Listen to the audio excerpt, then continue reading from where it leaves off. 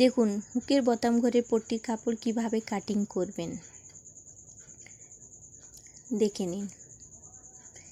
এরকমভাবে আপনি কাপড়টি বিছিয়ে নেবেন। তারপরে দেখুন ব্লাউজের এখান থেকে যতটা লম্বা থাকবে নিয়ে নেবেন। দেখুন তারপরে আপনি চৌড়াটি নিয়ে নেবেন।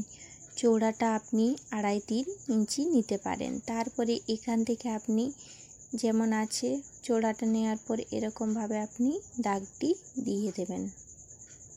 দেখুন হয়ে গেল।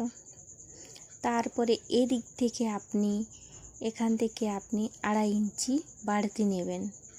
যেহেতু আপনার উপরে এবং নিচের জন্য কাপড়টি মুড়তে হবে, তার জন্য এখানে আপনাকে এক্সট্রা মার্জিন রেখে নিতে হবে। খুব সহজ নিয়মে শেখালি।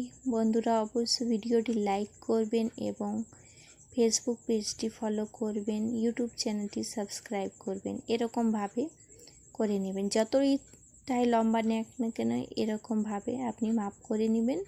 তারপর মার্জিন নিয়ে নেবেন, বাস কাটিং করে নেবেন।